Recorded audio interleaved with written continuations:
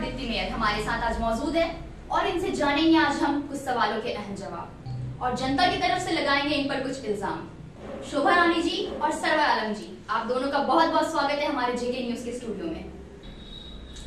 जेके जनता की अमानत में बुलाने के लिए बहुत बहुत धन्यवाद। आरिफ जी इनकी सारी टीम को मुबारकबाद। हमारा पहला प्रश्न आपसे है सरवर जी, सेकेंड फेज कोविड-19 में जनता को किस तरह से आप लोगों ने सहयोग किया? देखिए, कपाली में पहले से कोई चिकित्सा का कोई सुविधा नहीं था।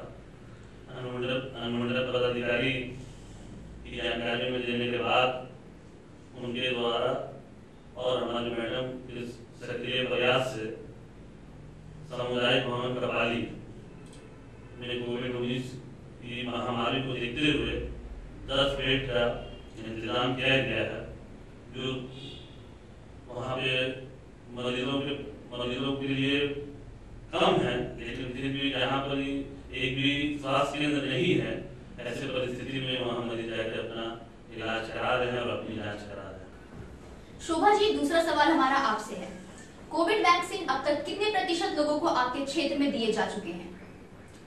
वैक्सीन तो अभी काफी लोग ले रहे हैं, पर काफी लोग डरे हुए हैं, तो उन लोगों को हम लोग अपना तरफ से पूरा जागरूक करने का कोशिश कर रहे हैं।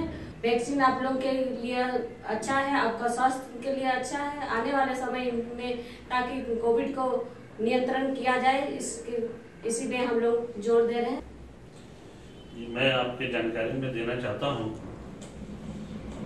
कि डीपीआर बना के 124 करोड़ का हम लोगों ने डीपीआर बनाया है और ये 3 साल के कार्यकाल में सरकार के द्वारा लगभग 42 करोड़ रुपया कपाली नगर परिषद को दी जा चुकी है और इस 42 करोड़ रुपया में नाली, रोड और एक बहुत बड़ी पानी की टंकी जो 22 करोड़ रुपया में बनाई जा रही है कपाली में, जिसका काम अभी भी चल रहा है। हम उम्मीद करते हैं कि 2021 में ये सारा चीज़ कंप्लीट हो जाएगा और कपाली की जनता के लिए एक बहुत बड़ा सौगात मिलेगा। जो पानी से जूझ रही हैं, साफ पानी उन्हें मुहैया नहीं हो रहा, डेली उनको पानी मिलेगा और हम लोगों ने जो जनता को आश्वासन इलेक्शन में दिया था, हम लोग उसको पूरा करने में कामयाब होंगे। कपाली हाशमी मोहल्ला व कई अन्य जगहों पर रास्ते नाली काफी जर्जर स्थिति पे हैं और कई जगहों पर नालियां भी नहीं हैं, इस पे आपका क्या कहना है? मैं आपको बताता चला कि हाशमी मोहल्ला वार्ड नंबर 3 कपाली में ये 3 साल के कार्यकाल में हम लोगों ने जो काम किया है वो पिछले 30 सालों का रिकॉर्ड है। वहाँ के आप किसी से भी जानकारी ले सकते हैं कि 30 साल के कार्यकाल में वहाँ कभी भी एक भी ईंटा नहीं लगा था। लेकिन हाशमी मोहल्ला जहाँ 5 मुख्य साइड रोड है, जिसको हम लोगों ने 4 रोड को कंप्लीट कर दिया है और वहाँ एक बहुत बड़ा नाला था, जहाँ नाला पे लोग मतलब 4 से 5 फीट का नाला था, जहाँ पर लोग बच्चे पार कर नहीं पाते थे, कूद के कितने बच्चे गिर जाते थे, बह जाते थे बरसात में। वो नाला को भी हम लोगों ने 30 लाख रुपए लगा के उसको कंप्लीट कर दिया है और आज के डेट में आप हाशमी मोहल्ला जाइएगा तो हम आपको यकीन के साथ कह सकते हैं कि जो 4 साल पहले जो लोग गए हैं अभी पहचान नहीं पाएंगे। पर सरवर जी, हमने जब वहाँ पे सर्वे किया तो लोगों से मालूम चला हमें कि वहाँ की अभी की स्थिति रोड की काफी खराब है, नालियां बह रही हैं, रोड पे पानी जमे हुए हैं, उस पे आपके क्या कहना है? देखिए, जो फॉरेस्ट से जो जमीन गौसनगर होते हुए बाबा गुंडी की तरफ आ रही है, उस रोड पे अभी भी रोड नहीं बना है, वो कच्ची सड़क है। आज से मलखान सिंह के जमाने में 15 साल पूर्व रोड बना था, वो 10 फीट का रोड था, तो कुछ जगह बना था, कुछ जगह कच्चा रह गया था, जो बाद में नहीं बन पाया। वो सारी सड़कें आज के डेट में टूट चुकी है। अब टूट जाने के कारण वहाँ पर अभी जो बरसात हो रहा है, बरसात का पानी वहाँ जमा हो जा रहा है। जमा हो जाने के कारण वहाँ क्या है कि दलदल जमीन है, खेती का जमीन है, पीली मिट्टी है, तो लोगों को वहाँ आने जाने में बहुत कठिनाई हो रही है। लेकिन हम लोगों ने उस रोड को नापी कराया है, वो 1 करोड़ रुपया का बनाने में फंड लगेगा, उसका डीपीआर बना के हम लोगों ने कार्यपालक पदाधिकारी को दे दिया। उस रोड से सीधा आते हुए एक बाबा गुंडी के आगे में एक पुलिया है जिसको चेपा पुल कहते हैं, उसका 51 लाख रुपए का डीपीआर बनाया गया है सरकार के फंड आते साथ हम इस सारे रोड को बेहतर से बेहतर बनाएंगे और जनता की परेशानी को हम दूर करेंगे। सरवर जी, हमारा प्रश्न आपसे ये है, जब से आपकी सरकार बनी है कितनी योजनाओं को आपने पूरा किया है? देखिए, कपाली में करीब करीब हमने 105 योजनाओं को पूरा कर दिया है और आगे भी बहुत सारी योजनाएं चल रही हैं और हमारे फंड में भी पैसा है जिसके अभी बहुत नापी भी हुई है और आगे और बहुत सारे फंड आने हैं जिनका हम लोगों ने DPR बना के रखा है 124 करोड़ रुपया का। जैसे जैसे फंड आते जाएंगे हम वैसे वैसे क्षेत्र में विकास करते जाएंगे। आपकी सरकार पे ये भी इल्जाम है सरवर जी, जब से आपकी सरकार बनी है पहले भी बिजली की जो समस्याएं थी अभी भी वही समस्याएं चल रही है, इस पे आपका क्या विचार है? देखिए, कपाली एक बेहद पिछड़ा हुआ क्षेत्र है और इलेक्ट्रिक, पानी, रोड यहाँ की समस्या तो पूर्व से रही है, लेकिन हम लोग के आने के बाद लगातार इस पे कार्य करने के पश्चात 6 बार टेंडर हुआ इलेक्ट्रिक डिपार्टमेंट में और बाहर के लोग टेंडर लिए और ये यहाँ काम नहीं कर पाए। जहाँ पर ही कहीं पर पोल लगाने जाते हैं क्षेत्रीय लोग उनको डरा धमका कर पोल नहीं लगाने देने के कारण जो भी लोग पूर्व में ठेका लिए थे वो लोग काम छोड़ के चले गए। ऐसी परिस्थिति में फिर अनुमंडल पदाधिकारी से हमारी बातचीत हुई और एक बंगाल के एक आदमी ने फिर टेंडर लिया। उनके मैंने कहा कि आप एक लोकल पेटी कॉन्ट्रैक्ट लोकल लोगों के बीच में दे दें और उन्होंने हमारी बात को माना और इस्लाम नगर के चांद जी हैं उनको उन्होंने पेटी कॉन्ट्रैक्ट में दिया और पूर्व के बनिस्बत अभी इलेक्ट्रिक का काम कपाली में चल रहा है, आप जिसकी जानकारी ले सकती हैं और हम आशा करते हैं कि अब इसी ट्रैक पे पूरे कपाली पे काम कराएंगे ताकि कपाली की इलेक्ट्रिक से जो समस्याएं हैं वो दूर हो सके। शोभा जी, स्ट्रीट लाइट के बारे में आपका क्या कहना है? लगभग 50 लाख का DPR हम लोग भेजे हैं सरकार को, बहुत जल्दी इसका रिजल्ट मिलेगा और बहुत जल्दी अब इस समस्या से समाधान होगा। सरवर जी, हमारा अगला प्रश्न आपसे यह है, आपके ऊपर आरोप है कि सही तरीके से लोगों को राशन नहीं मिल पा रहा है। देखिए नौसिन जी, सरकार के द्वारा जो पॉलिसी बनाई गई उसमें अब कालाबाजारी का कहीं पर भी कोई जगह नहीं बचता है, क्योंकि राशन देने में जो जन वितरण प्रणाली में जो कार्डधारी जाते हैं उनके बिना थम का राशन नहीं उठता है। तो जब वो थम दे के राशन उठाते हैं तो ऐसे परिस्थिति में दुकानदार के द्वारा कालाबाजारी करने की जगह ही नहीं बचती है।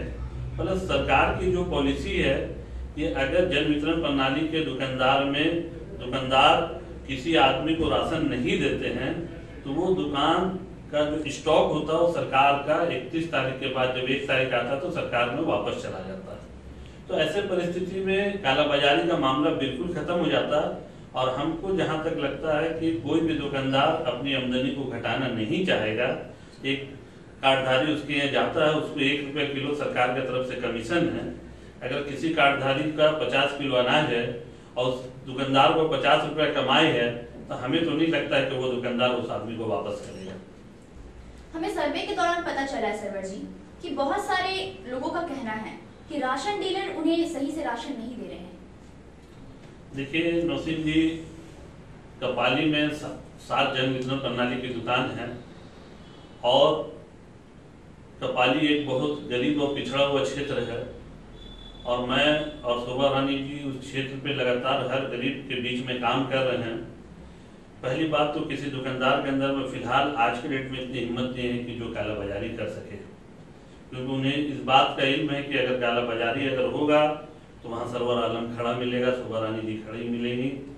रही सरकार की पॉलिसी तो आपको बता दें छोटी सी बात कि 7 दुकानदार है, एक दिन के अंदर में जो ट्रांसपोर्टर है सबको राशन नहीं भेज पाते हैं, क्योंकि चांडिल से कपाली के बीच में राशन आना है और ट्रांसपोर्टर 7 दिन में 7 दुकान को ही राशन भेजता है। तो पब्लिक ये सोचती है कि एक दुकान में राशन मिल रहा है और हमको भी 7 दुकान में एक साथ मिल जाए। तो मैं आवाम को ये बताना चाहता हूँ कि जो सरकार का गाइडलाइन है, जो ट्रांसपोर्टर होते हैं जो SHC से माल उठा के जन वितरण प्रणाली तक जो भेजते हैं वो 1 तारीख से लेकर 20 तारीख तक का सरकार का गाइडलाइन होता है और 20 से 30 के बीच में जन वितरण प्रणाली से लाभुकों को अनाज देने का काम किया जाता है। तो आपको बताते चलें कि राशन आने में 2-4 दिन आगे पीछे होता है दुकानदारों के बीच में, लेकिन कोई दुकानदार आज के डेट में काला बाजारी कर नहीं सकता, क्योंकि सिस्टम में ही वो चीज खत्म हो चुका है। सर्वे के दौरान हमें पता चला है और आप पर ये आरोप है कि जो लोग को बीपीएल कार्ड मिलना चाहिए था उन्हें अभी तक नहीं मिला है, और जिन्हें नहीं मिलना चाहिए था वो लोग बीपीएल कार्ड का लाभ उठा रहे हैं। इस पे आपका क्या विचार है? देखिए, आपका कहना यहाँ पर कुछ हद तक सही भी है कि कुछ जब बहुत बड़े पैमाने पर सरकार की कोई काम होती है तो वहां पर ही कहीं न कहीं 10, 20, 50 लोग ऐसे बिचौलिया होते हैं जो अमीर आदमी गरीब का हक मार देते हैं।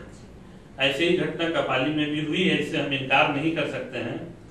लेकिन आपको आज से कुछ अरसे मैं पीछे ले आना चाहता हूं, जब सरकार ने पुराना राशन कार्ड को रद्द किया। अगस्त 2016 की मैं बात कर रहा हूं, जब सरकार ने नई कार्ड बनाने का काम किया तो उस वक्त कपाली की जनता को सिर्फ 350 कुंटल चावल मिला करता था। और जब से हम लोगों ने जीत के आया है, जनता के बीच में सर्वे करके लिखा पढ़ी करने का जो कार्य किया, और उस कार्य के बदौलत जिला के पदाधिकारी ने भी क्षेत्र का सर्वे किया। सर्वे करने के पश्चात आज के डेट में करीब करीब 14 ट्रक चावल कपाली की जनता को उपलब्ध हो रही है।